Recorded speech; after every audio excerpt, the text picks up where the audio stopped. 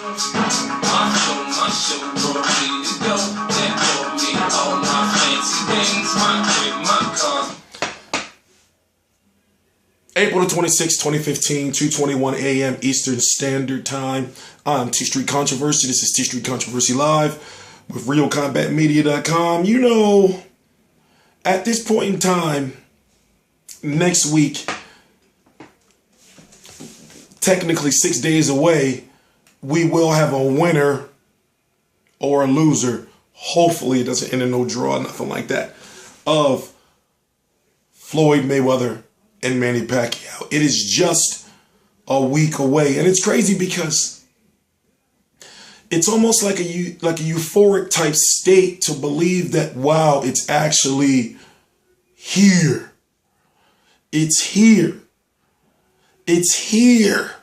So we had Vladimir Klitschko defeat Brian Bye-Bye Jennings tonight. And then the fight for next week is Mayweather Pacquiao. I've already paid for it. Yeah, I'm not going to the fight. I was denied credentials. You know, I know why. I don't know if you guys want me to do a video because I'm sick of talking about it. I don't know if you want me to do a video talking about why I got denied or what the reason was, but I'll let you decide in the comment section if you really want to know, like, the details of why I'm not going to the fight. But you know what? I'm actually hyped and happy to be able to sit back and actually watch the fight as a fan. Remember, I'm a fan just like you guys. When you're watching the fights, I'm watching the fights too. You know, like, so I'm actually happy. And what I'm getting is that there's so many people that I've talked to. You know, shout out to Zoe, shout out to Chris, shout out to Xavier, shout out to George, shout out to Neil over at the Hoop Jab, shout out to GTM Sports Banners, and RealCombatMedia.com. What I've noticed is there's so many people, and right there, that's just the Real Combat Media T Street Controversy team. And ladies, I know I missed some names. You know, you're here. I know I missed some names. Thank you to all you guys. But what I'm saying is I'm getting a lot of feedback that a lot of fans just want to be able to watch the fight in peace. They don't want to go to fight parties. They don't want to get drunk. They want to just want to sit there, just like I don't want to just sit there at the TV and just.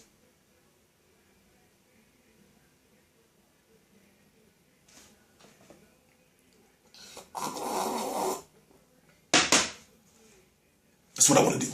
So I have the chance to do that. Now I have things planned for fight week. I'll say this right here and right now.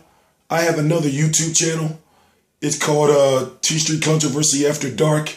And I'm smiling because I got something major planned. And I can't really go into details, but I talked about it. It's something that I owe you guys, and I'll just leave it at that. But listen, man, listen. I am likely a bigger Floyd Mayweather fan than you. I know so much there is to know about Floyd Mayweather, but also I want him to succeed. Now, do I want him to defeat Manny Pacquiao? No, because I want Manny Pacquiao to win. And I understand the questions is, how does you as a black man want to see another black man lose? Because that's not my mentality. This is boxing, all right? Let's just keep the race out of it. I don't feel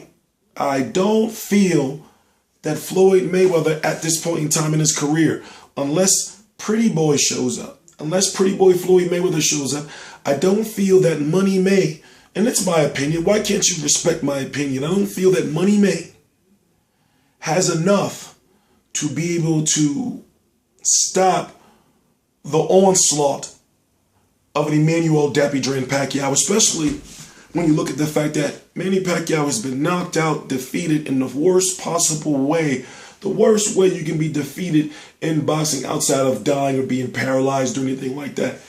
He was knocked out cold, face first, laying on his little gloves. So I'm thinking, what can Floyd Mayweather do to him? People raise questions of Mayweather's an excellent counterpuncher. Manny Pacquiao was always walking into the right hands, or he's always eating a lot of right hands. Pacquiao's been knocked out, so what do you think Mayweather's going to do to him? And I say, their last knockout, Mayweather's and Pacquiao, they both share the same opponent as far as last significant, meaningful knockout. We're not talking, I don't count Victor Ortiz because of the circumstances. I'm talking about in the heat of even in the heat of the action of a fight. Ricky Hatton. So I'm asking myself, okay, who has done the more damage to their opponents since that time? Miguel Cotto, and we're talking about Floyd Mayweather. Miguel Cotto, so Canelo Alvarez, yeah. Robert Guerrero, Marcos McDonough twice, yeah. But then, when I look at Chris Algieri, down 6 times. When I look at poor old Brandon Rios, he was crying. You know, he got his face smashed up. When I look at Timothy Bradley with the help of the the voodoo. You know, when I look at before Juan Manuel Marquez knocked him out, Juan Manuel Marquez has a forever reminder with that scar right here. Yeah, I'm too dark for you to see, but I got a crazy scar right here from when I got punched dead in the face when I used to box.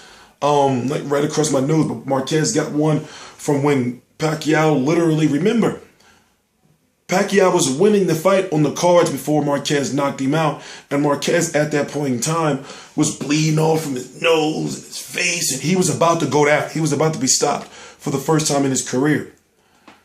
When you look at Timothy Bradley, who had the broken ankle, when you look at Antonio Margarito, who had the his orbital bone broken, you know, when you look at, I'm just saying, Mayweather has had issues with southpaws, right?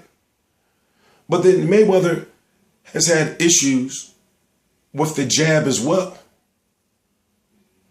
Left jab. So I'm thinking straight left.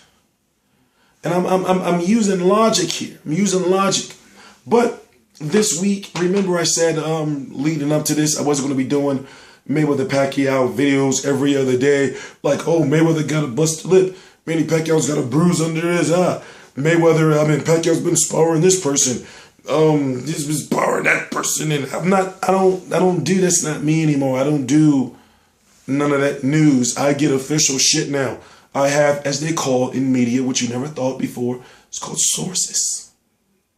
So therefore, all the bullshit news, I don't get into any of that anymore. You know, I'm talking about the shit that can happen and will likely happen if you look at the track record of the channel. For example, when was the last time I told you a fight was going to happen and it didn't happen? I guarantee you, 8 out of 10 fights I tell you are going to happen will happen. And a lot of times I tell you before anyone else. So what I'm saying is this. I don't feed into all that bullshit Mayweather Pacquiao stuff. And one thing I'm hoping and I'm praying, I just want this to be over next week.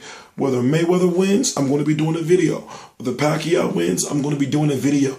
But I just want this to be over definitively. I want it to be over.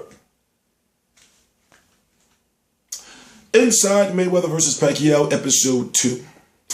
You know, I had the pleasure of being on a media call with Floyd Mayweather earlier in the week. I actually had to leave New York early from the Vladimir Klitschko, Brian Jennings media workout to get back in time because I wanted to be on that media call personally as realcombatmedia.com. And Mayweather, put it this way, people misunderstand it when Mayweather says that he's TBE and then you got Muhammad Ali, who's the greatest ever.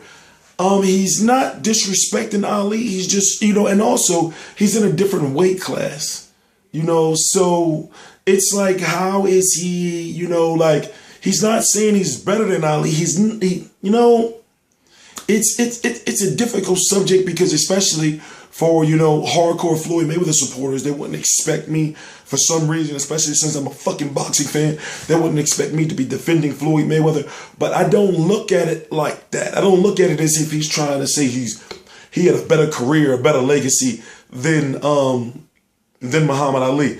I don't look at it like that. But what I do notice is this. I'm tired of the life.